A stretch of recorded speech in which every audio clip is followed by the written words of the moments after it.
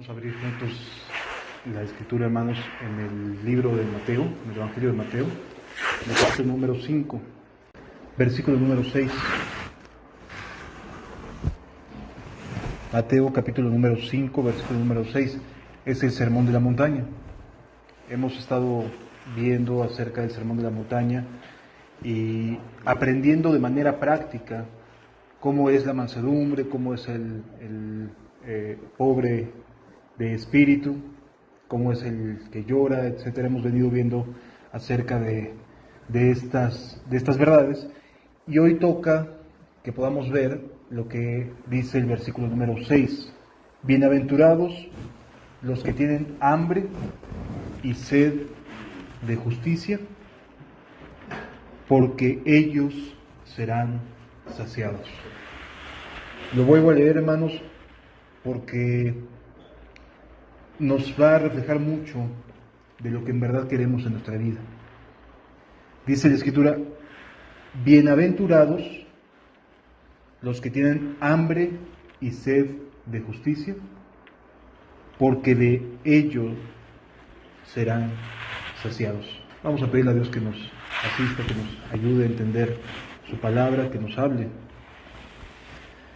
Señor, separados de ti nada podemos hacer. Y la verdad es que tampoco queremos hacer nada separados de ti, Jesús. Te ruego, por favor, que tu Espíritu Santo nos acompañe. De hecho, sabemos que ya está aquí. Que abra nuestro corazón, Padre. Porque la verdad es que tenemos a veces un corazón tan complicado, tan difícil, que a veces pareciera que como que tu voz se llega a opacar. Pero te pido, por favor, que esta mañana nos hables tan claramente, Señor, tan evidentemente, que no tengamos ninguna duda de que nos estás llamando a una vida a tu lado. Gracias por tu misericordia y por tu buena voluntad, en el nombre de Jesús. Amén.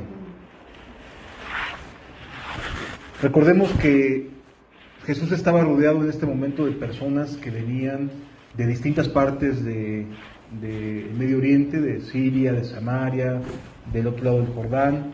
Es decir, había un público muy plural, de distintos tipos de lugares, de distintos tipos de sociedades, de ciudades. Y las primeras bienaventuranzas seguramente causaron un poco de dificultad en la mente de quienes lo escuchaban, porque pareciera no haber congruencia entre la pobreza y la felicidad. Pareciera no haber mucha congruencia entre el llanto y la felicidad. Y tampoco la mansedumbre era muy bien recibida, porque tenía que ver con una actitud de docilidad ante las cosas que Dios pedía, ante las cosas que Dios enseñaba. Pero en esta bienaventuranza que sigue, aquí sí la gente se pudo identificar de manera muy clara. Porque si de algo tenían hambre y sed las personas que vivían en aquella época, era de justicia, ¿no?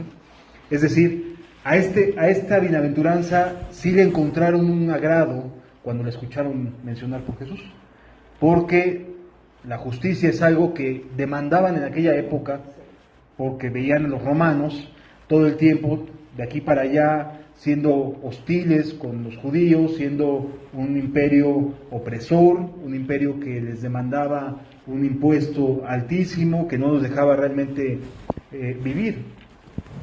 Y es que el imperio romano tenía una característica que delante de ellos los hacía pensar que eran buenos gobernantes. Después de que masacraban una población, o que llegaban y derrotaban a un pueblo, después de que los hacían pedazos, les construían caminos.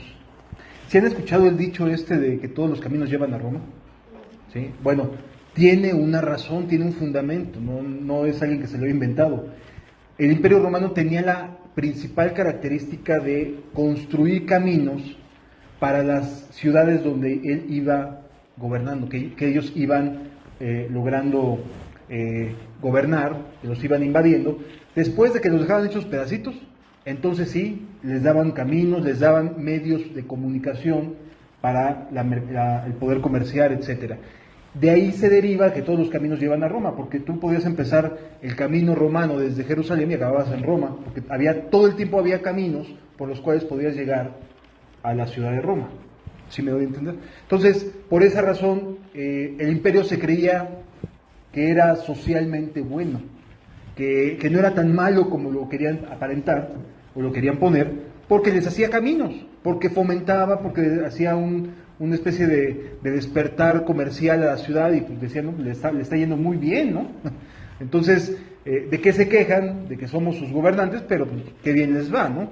Y entonces, de esa manera ellos, en su mente, creían que hacían bien a las poblaciones donde llegaban, ¿no? Algo así como que se creían los que llegaban y civilizaban todo, ¿sí? Como los países primermundistas que llegan los tercermundistas y dicen, no, pues les vamos a ayudar porque se ve que aquí no entienden nada. Algo así era la mentalidad romana. Así que acerca de cuestiones de justicia, de cómo se sentían los judíos, sí tenían bastante hambre y bastante sed de justicia, ¿sí? En este punto sí coincidían con Jesús, seguramente hasta habían dicho amén, ¿no? O sea, bienaventurados los que tienen hambre y sed de justicia. Oh, hasta que dices algo que sí suena más de acuerdo a lo que estamos viviendo, Jesús. ¿Sí? No entendieron a lo mejor mucho acerca de la pobreza de espíritu, del llanto, relacionado con la felicidad y la mansedumbre, pero de cuestiones de justicia, seguramente sí lo entendían perfectamente. Sin embargo, no estaban siendo saciados. O sea, podían entender que lo que tenían necesidad era de que se actuara con justicia, de que hubiera justicia en la tierra, pero aquí Jesús promete felicidad y saciedad respecto a la justicia. O sea, de ellos serán saciados, y yo no veo al pueblo que, aunque tenga hambre y sed de justicia, ni los veo felices, ni parecen estar saciados, ¿verdad? Todo el tiempo se estaban quejando de algo, todo el tiempo estaba habiendo revueltas en medio de Israel, todo el tiempo había algo que los hacía sentir inconformes. O sea, saciados no estaban. Siempre había algo, siempre había el arroz negro en el que es rojo o blanco, ¿no? Es decir, el pretito. Siempre encontraban algo que los dejaba insatisfechos. Hambre y sed de justicia tenían, pero nada los satisfacía. ¿Por qué? Porque no era el tipo de justicia que ellos querían escuchar, el que Dios provee, el que Dios quiere para cada uno de nosotros.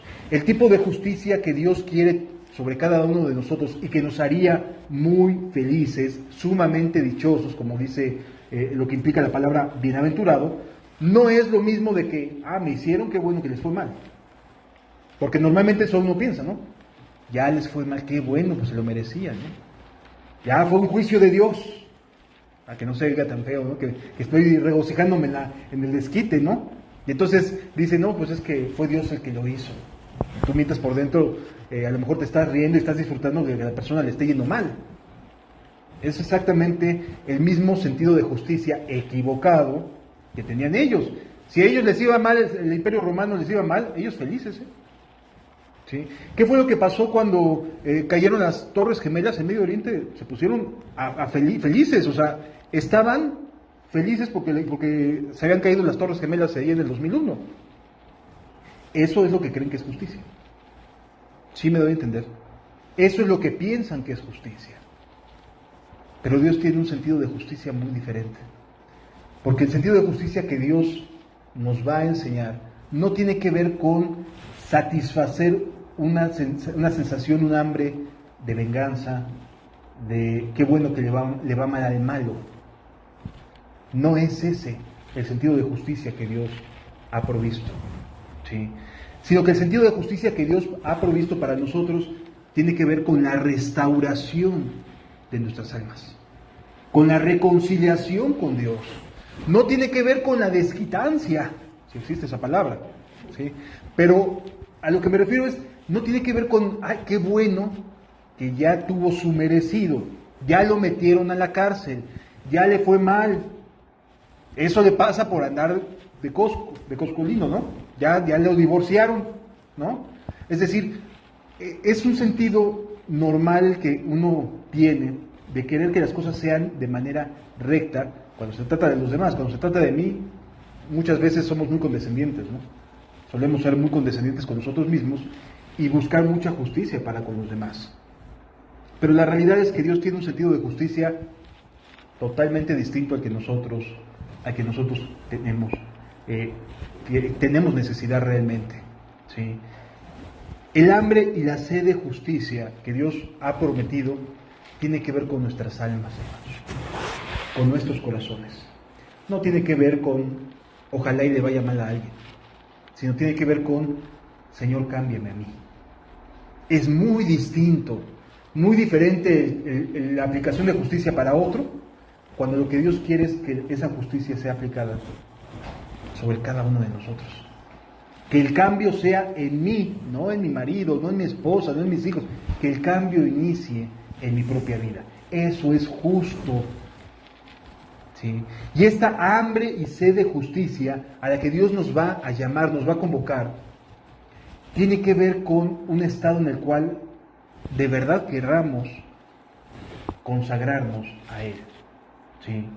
Que de verdad deseemos con todo nuestro corazón que algo suceda, no allá afuera, sino aquí en nuestros propios corazones. Que algo cambie en nuestros propios corazones. Para ejemplificarnos este sentido de justicia, necesitamos una experiencia de alguien o de alguna persona o de algún grupo que haya tenido que ser enseñado en el hambre y la sed de justicia, ¿sí? Y para ello nos vamos a ir a entender un poco al pueblo de Israel. Vamos al libro de Primera de Reyes, en el Antiguo Testamento. Primera de Reyes, capítulo número 18.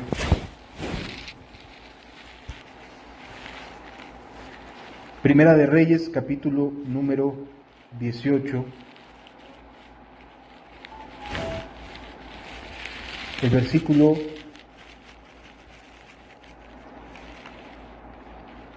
es el número 20 y 21. Primera de Reyes, capítulo 18, versículo 20 y 21. Entonces Acab convocó a todos los hijos de Israel y reunió a los profetas en el monte Carmelo. Y acercándose Elías a todo el pueblo dijo: ¿Hasta cuándo claudicaréis vosotros entre dos pensamientos?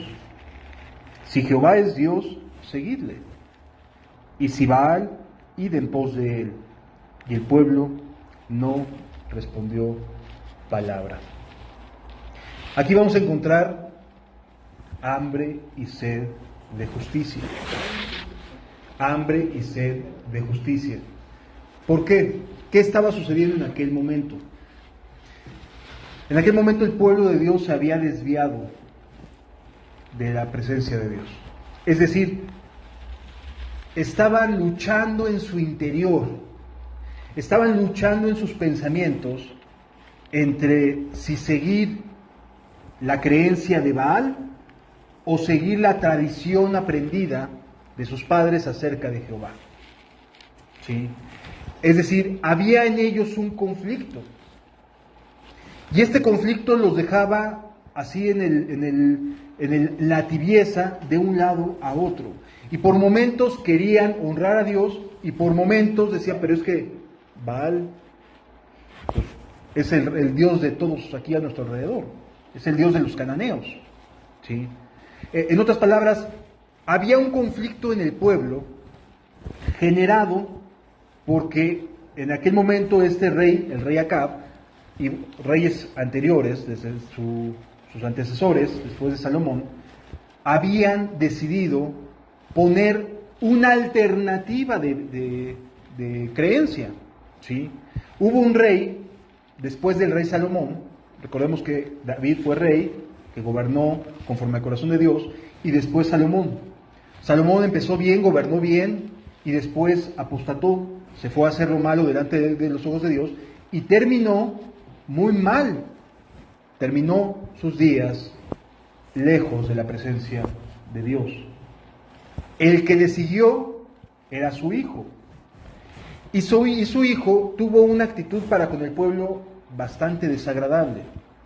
Lo voy a parafrasear para que lo podamos entender un poquito más a prisa, pero básicamente es lo siguiente. Salomón se desvió en su corazón y entonces comenzó a demandar demasiados impuestos al pueblo. Los sometió con un yugo que los estaba desgaste y desgaste y desgaste y desgaste al pueblo de Israel. Cuando fallece Salomón, el pueblo se acerca con su hijo, Roboam, ¿sí? Y le dice, oye, tu papá tenía un yugo sobre nosotros. A lo mejor lo podemos entender porque construyó el templo. Era necesario porque construyó el templo de Dios y que le quedó muy bonito y ahora podemos todos adorar en el templo de Jehová. Ya quítanos este yugo, o cuando menos hazlo más tranquilo, porque nos está pesando demasiado, ¿sí? Y entonces lo que hace Roboam, que en ese momento era el único rey, lo que hace es ir y decirle a los ancianos que eran los asesores de Salomón, ¿qué opinan? ¿Qué hago? ¿Qué le contesto al pueblo? Y le dicen, no, pues la verdad es que sí tiene razón el pueblo, bájale al yugo.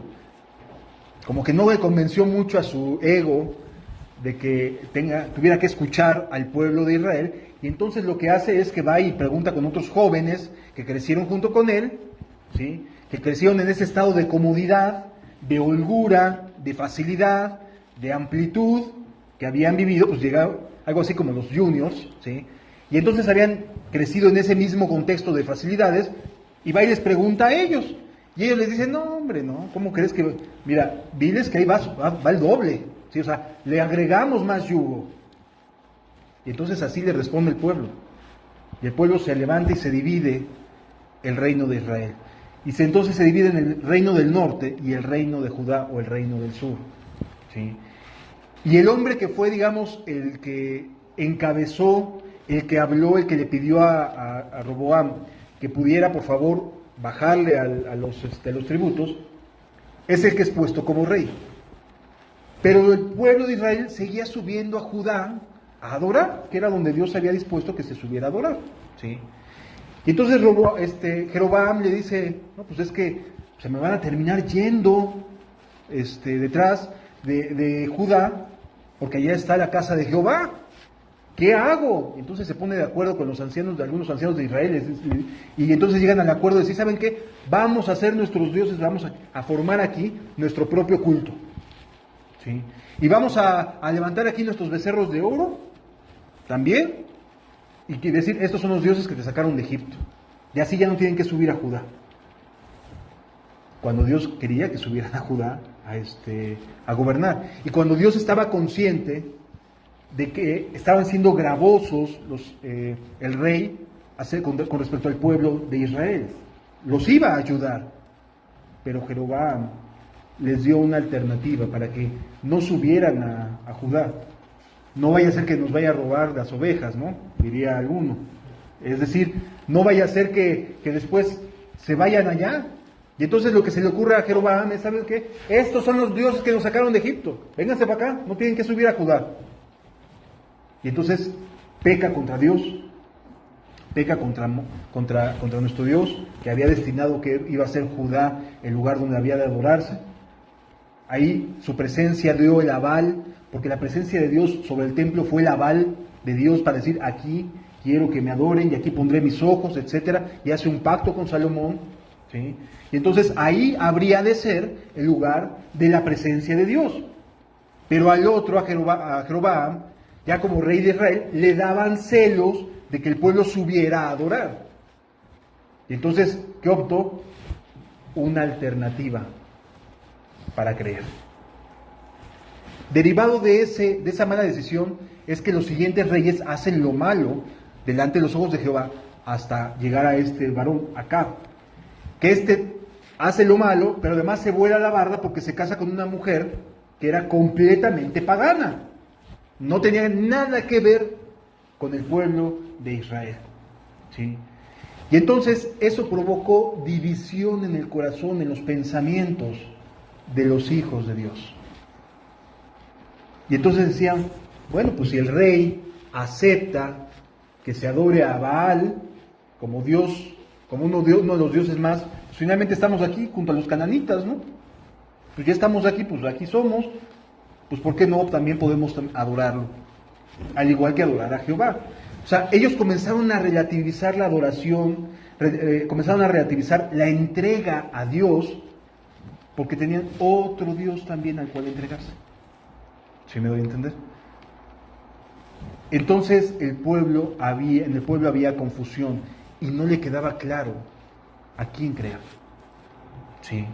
No tenían claro qué hacer. Y entonces Dios levanta a un hombre, a Elías, que aparece así de momento, o sea, no hay un antecedente histórico de Elías.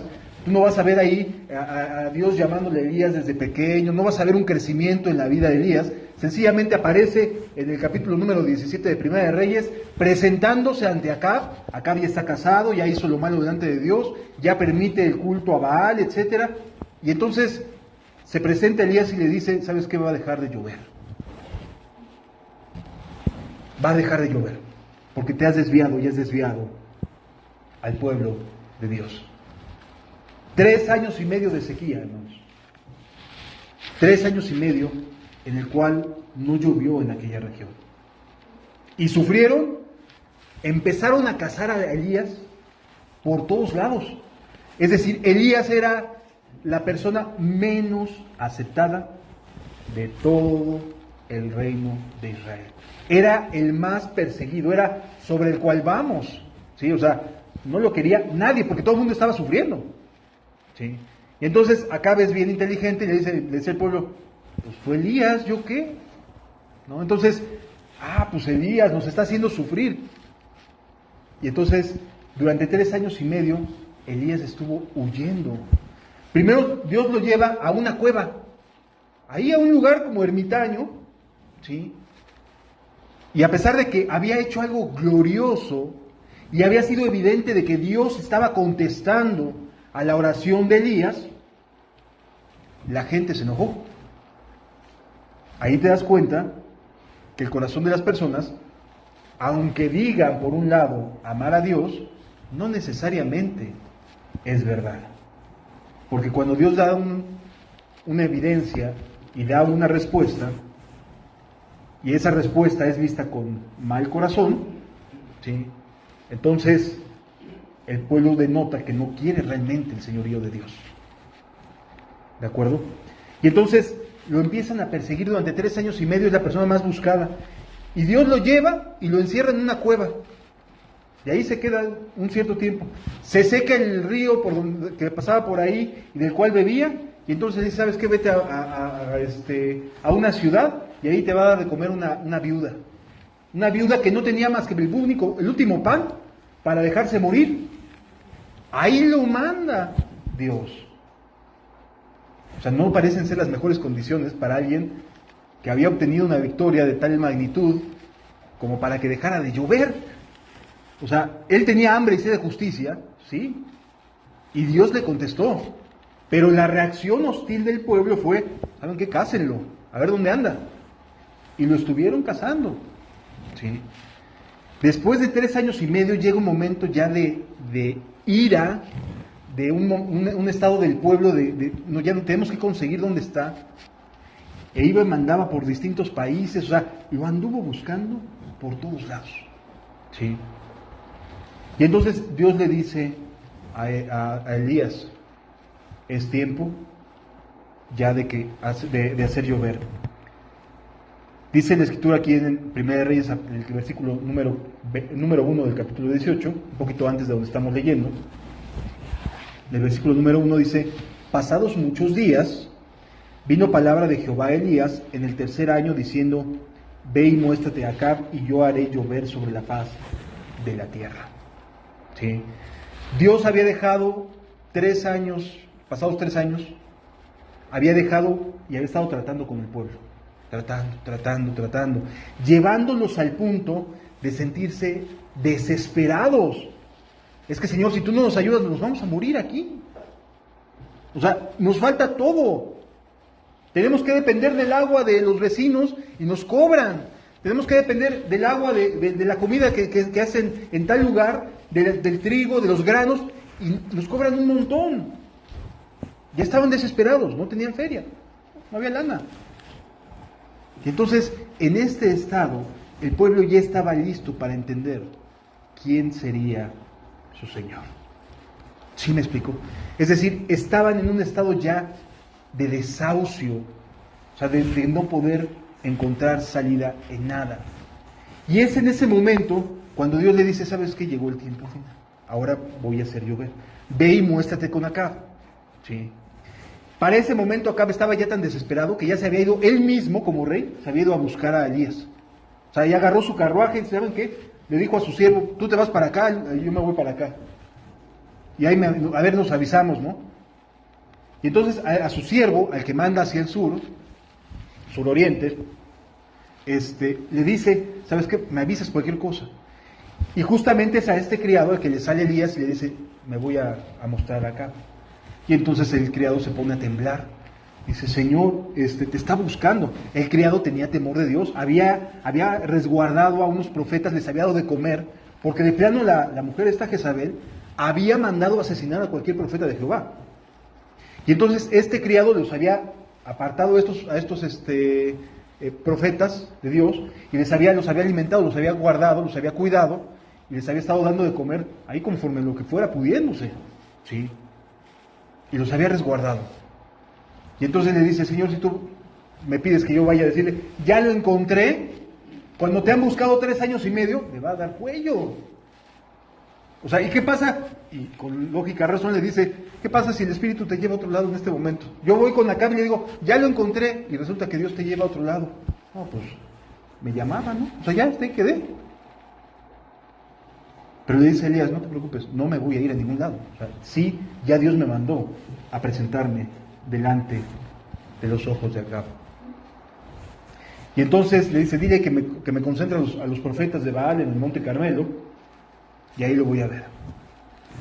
Y entonces va el criado y le dice, encontré a Elías. Ah, qué bueno, el enemigo público número 1.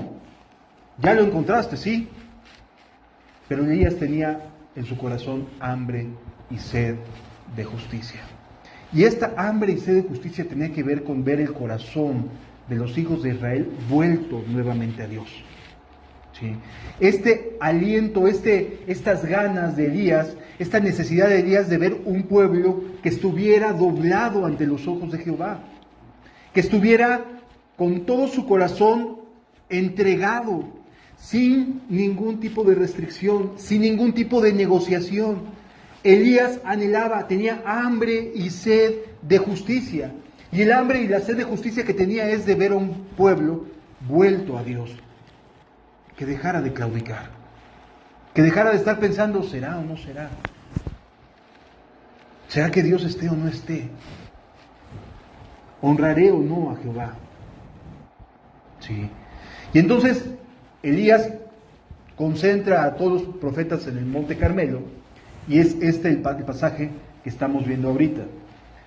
Versículo 20 de 1 Reyes 18, versículo 20. Entonces Acab convocó a todos los hijos de Israel y reunió a los profetas en el monte Carmelo. Y acercándose Elías a todo el pueblo dijo, ¿hasta cuándo claudicaréis vosotros entre dos pensamientos? ¿Cuándo te vas a dar cuenta? O sea, ¿hasta cuándo vas a estar jugando entre dos pensamientos? Sí, así les dice literalmente Elías.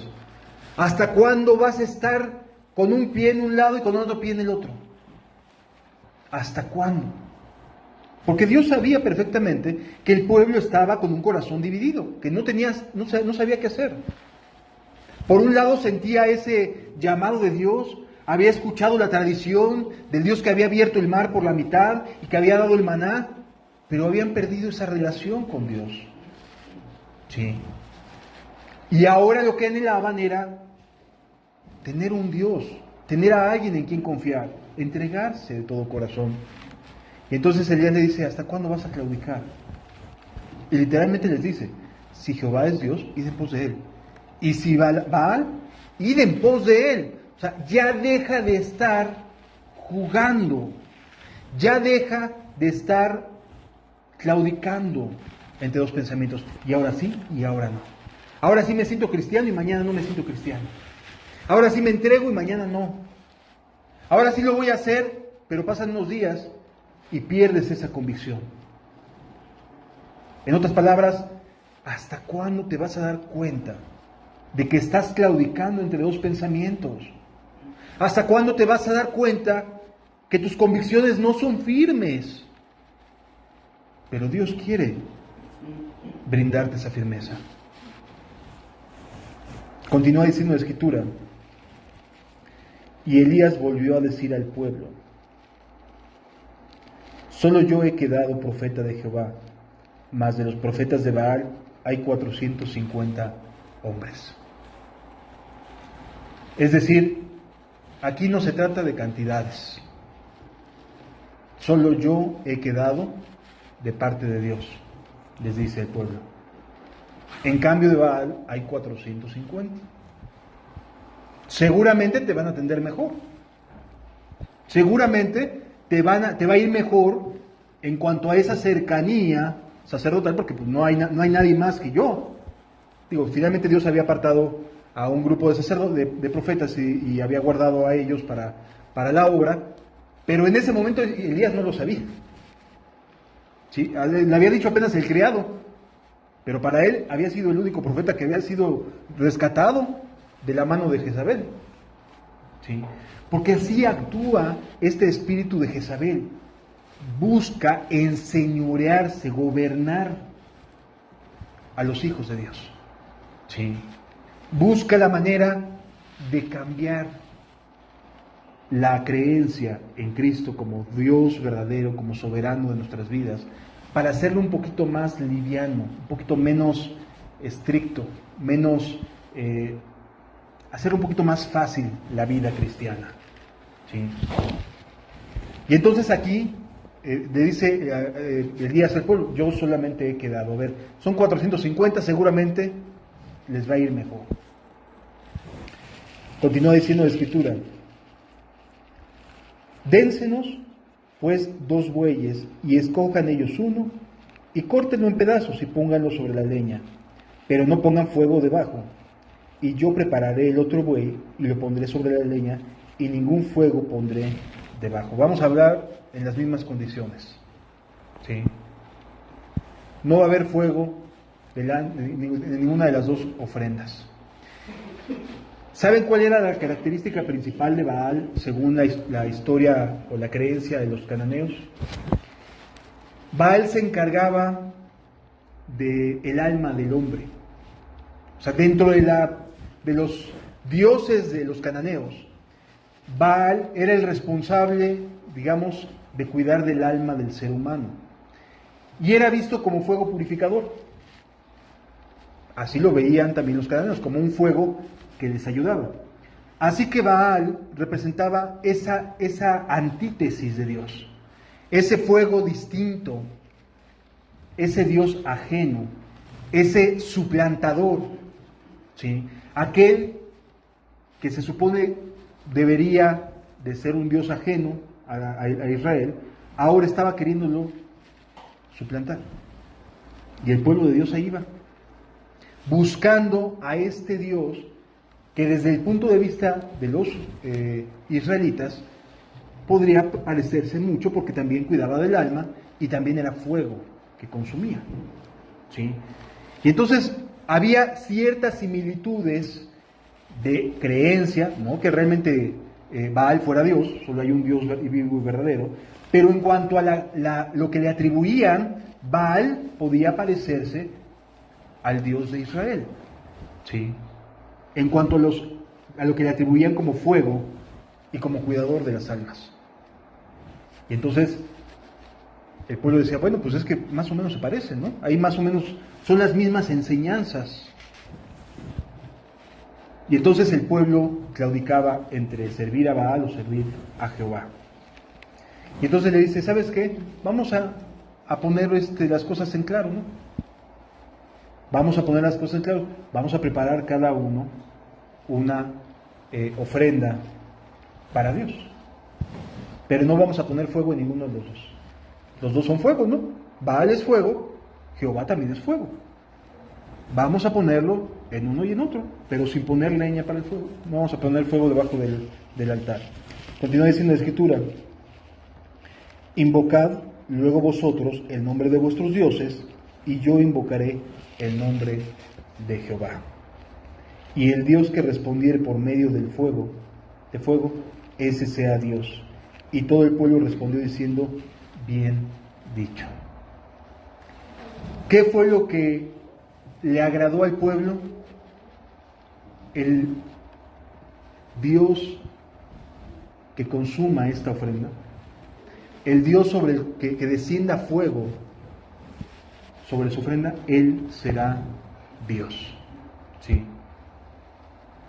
Ciertamente Baal era mucho más cómodo, ofrecía menos problemas para seguirlo, entre comillas, porque permitía que el ser humano siguiera siendo dueño de su propio egoísmo, de su propio ego.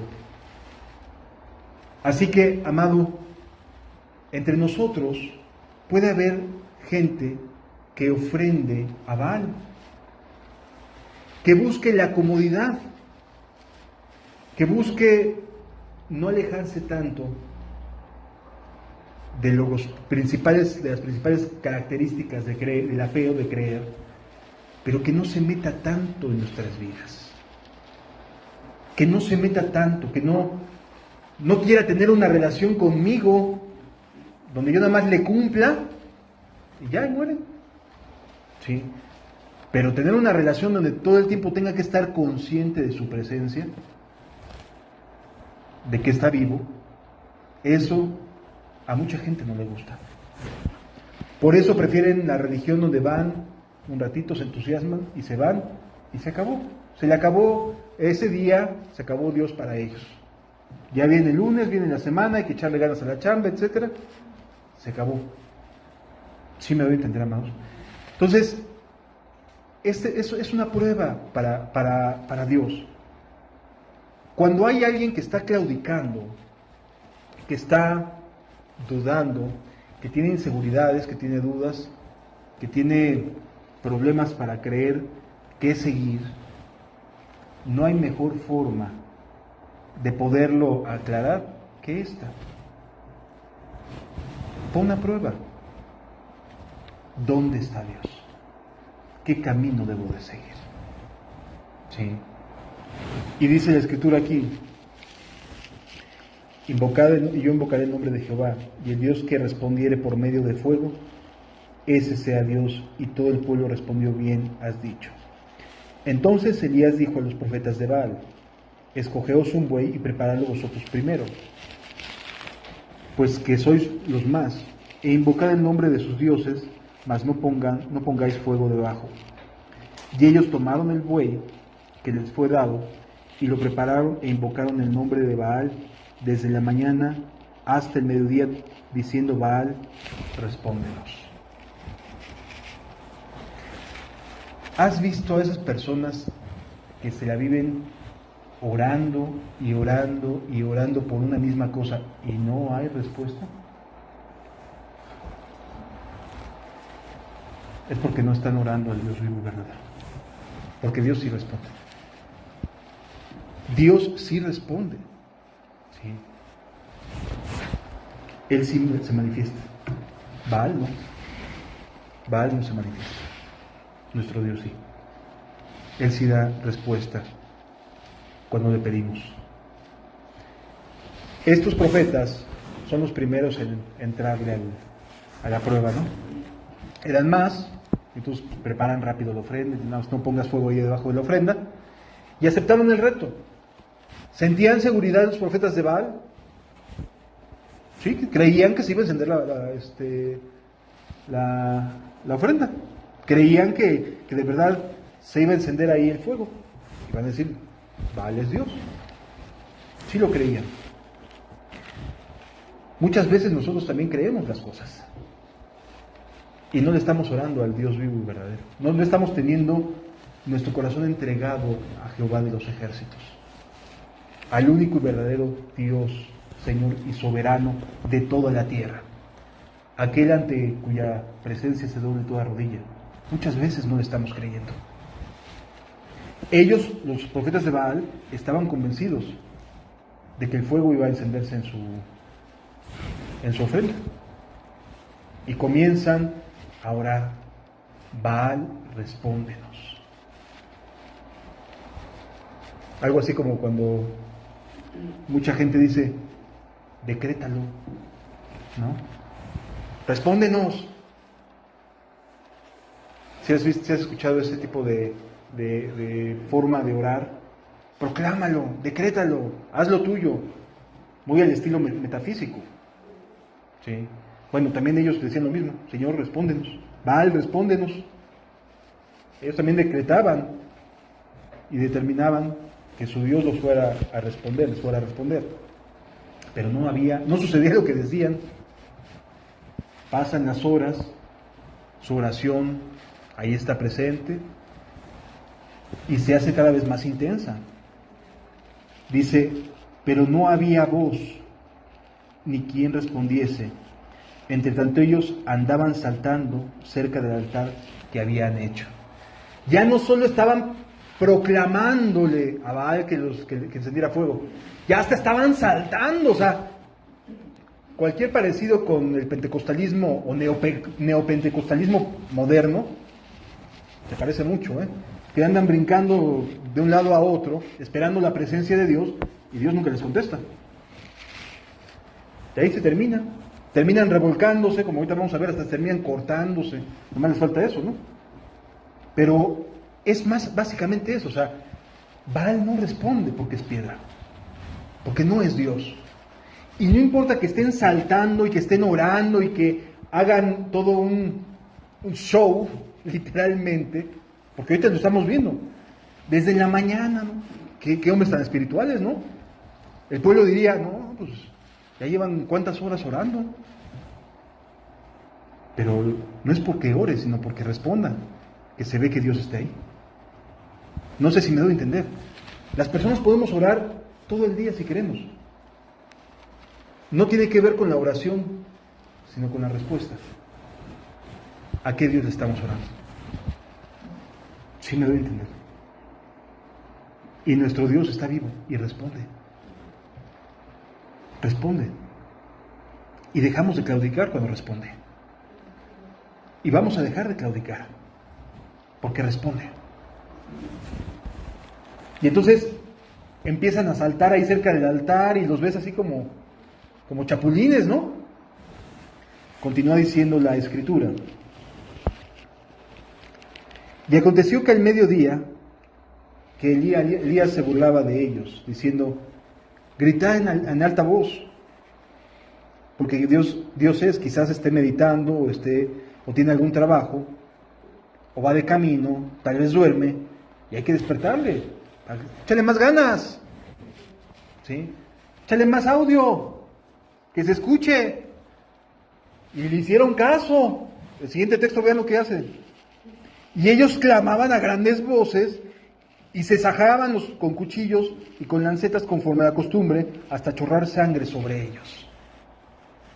¿Qué hacen los seguidores de Baal? Le echan más ganas, gritan más fuerte, hacen más show, más escándalo, se vuelven frenéticos. ¿Sí?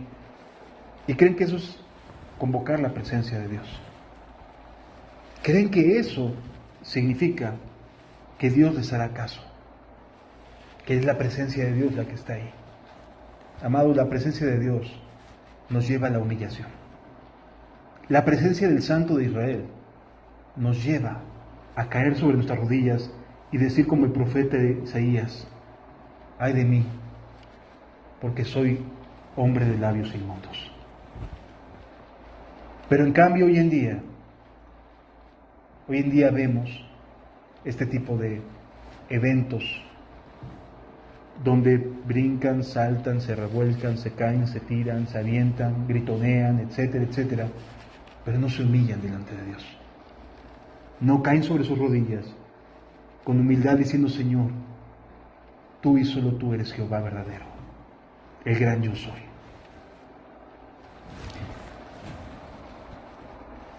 Y bueno, le hicieron caso a Elías y saltaron más fuerte. y gritaron con más ganas. Y hasta se empezaron a cortar. A lo mejor les hacía falta un poquito de sangre a su Dios, seguramente. Y ellos clamaban a grandes voces y se saqueaban con cuchillos y con lancetas conforme a la costumbre, hasta chorrear la sangre sobre ellos. Pasó el mediodía y ellos siguieron gritando frenéticamente. ¿No? Hasta parece de estos eventos masivos donde todo el tiempo parece que están convulsionando y están tan frenéticos. O sea, así son los seguidores de Baal. Así son. No son humildes, no caen de rodillas, no muestran gratitud delante de los ojos de Dios, sino que por el contrario, parece que mientras más escandalosos sean, más los va a escuchar.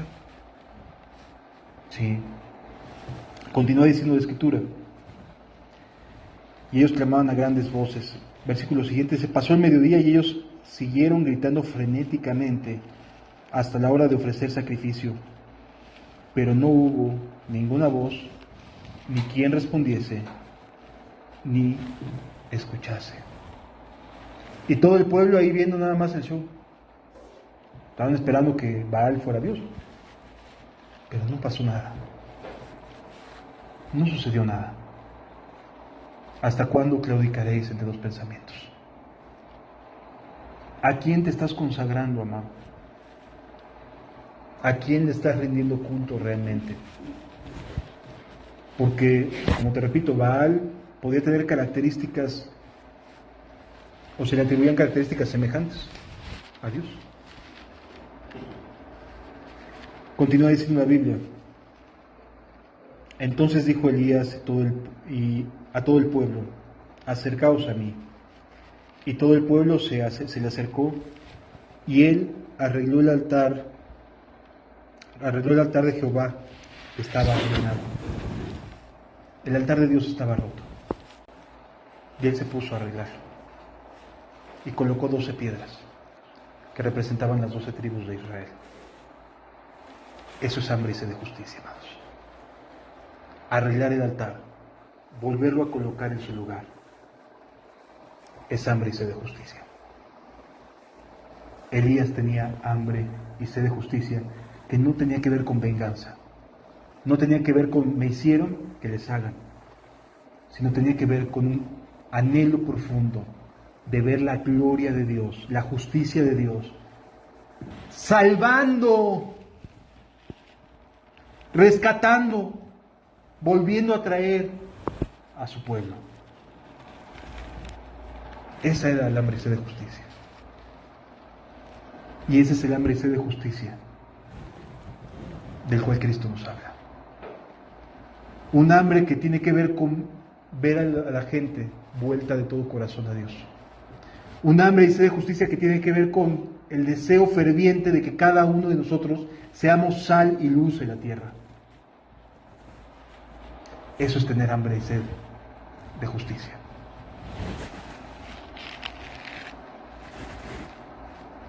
Continúa diciendo la Escritura. Y tomando Elías 12 piedras, conforme al número de las 12 tribus de los hijos de Jacob, al cual había sido dado palabra de Jehová diciendo: Israel será tu nombre, edificó con las piedras un altar en el nombre de Jehová. Después hizo una zanja alrededor del altar, en que cupieran 2 medidas de grano. Preparó luego la leña y cortó el buey en pedazos y lo puso sobre la leña. Y dijo: llenad 4 cántaros de agua y derramadla sobre el holocausto y sobre la leña. Y dijo: hacedlo otra vez, y otra vez lo hicieron. Dijo aún: hacedlo la tercera vez, y lo hicieron la tercera vez. De manera que el agua corría alrededor del altar, y también se había llenado de agua la zanja. ¿Qué fue lo que hizo cuando levantó el altar? Hizo una zanja. ¿Qué representa esto? Hizo espacio para el agua. El agua es representado por el Espíritu Santo. Sí. ¿Qué es lo que quería Elías? Elías no quería que hubiera ninguna duda de dónde estaba la presencia de Dios.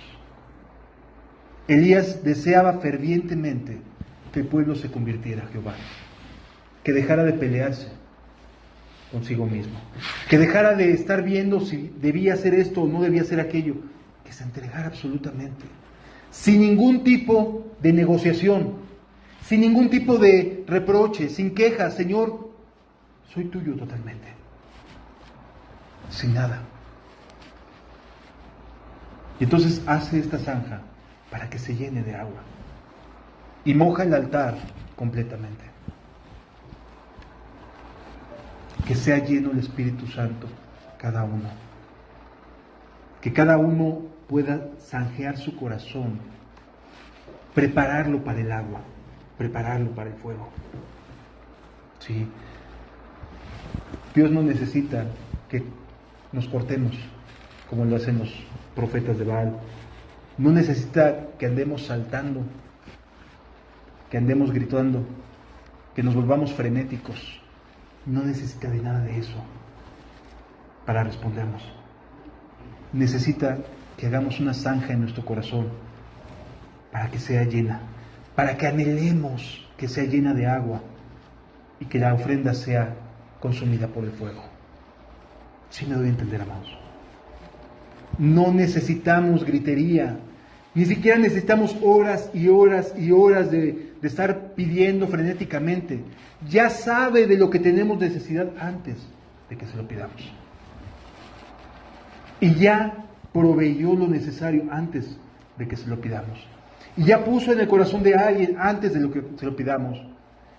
Y ya sabe cómo ayudarte antes de que se lo pidamos. Él ya ha estado trabajando desde antes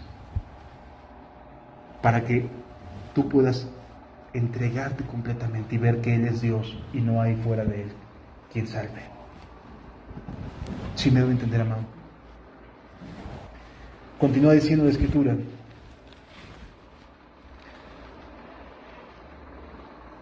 cuando llegó la hora de ofrecerse el holocausto, se acercó el profeta Elías y dijo: Jehová Dios de Abraham, de Isaac y de Israel, sea hoy manifiesto que tú eres Dios en Israel y que yo soy tu siervo y que por mandato tuyo he hecho todas estas cosas. Respóndeme, Jehová, respóndeme, para que conozca este pueblo que tú, oh Jehová, eres el Dios y que tú vuelves a ti el corazón de ellos. ¿Quién lo va a volver?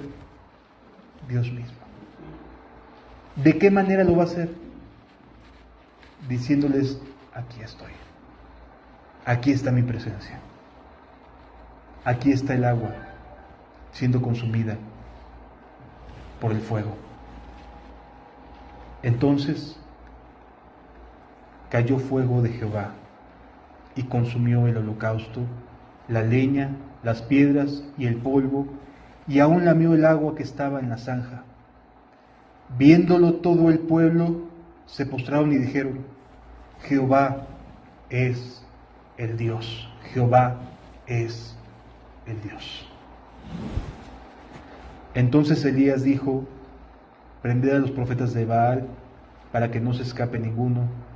Y ellos los prendieron y los llevó Elías al arroyo de Sison y allí los degolló. No saben cuánto Dios anhela que cada uno de nosotros podamos decir exactamente lo mismo: Jehová es el Dios. Jehová es Dios. Y lo único que necesitamos es orar. Es todo.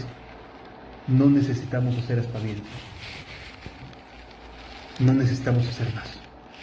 El hambre y la sed de justicia que cada uno de nosotros tengamos es la que se va a ver reflejada. Cada uno de nosotros. Y Él es nuestro Dios. Vamos a cerrar los ojos. Que te ama, su palabra levantó, despertó de las tinieblas por mí. Hoy queremos servirte a ti y hacer tu voluntad. Dale luz a tu pueblo y libertad. Hay un pueblo que te ama, tu palabra levantó, despertó de las tinieblas por ti. Hoy queremos servirte a ti y hacer tu voluntad. Da la luz a tu pueblo y libertad. Ven Jesús en medio de tu pueblo, que tu luz queremos alcanzar y libera la mente del cautivo, que tu gracia y poder atraerán.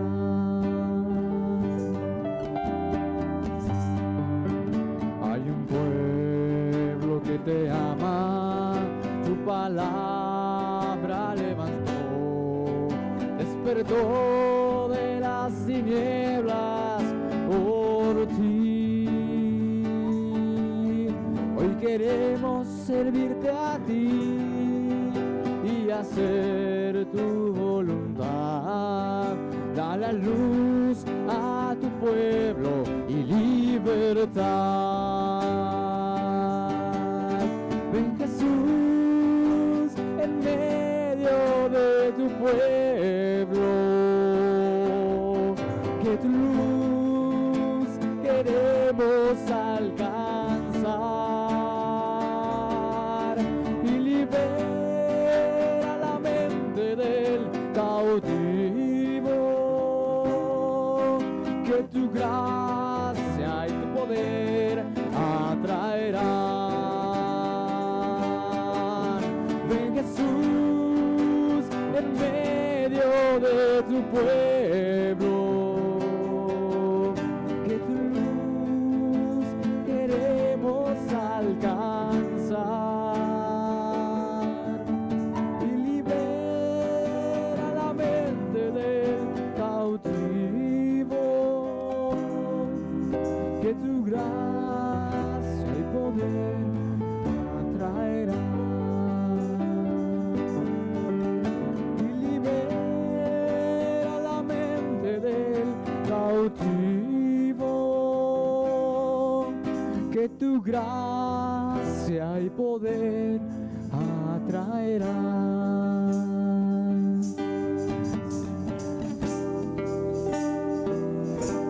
Ven en medio de nosotros, Señor.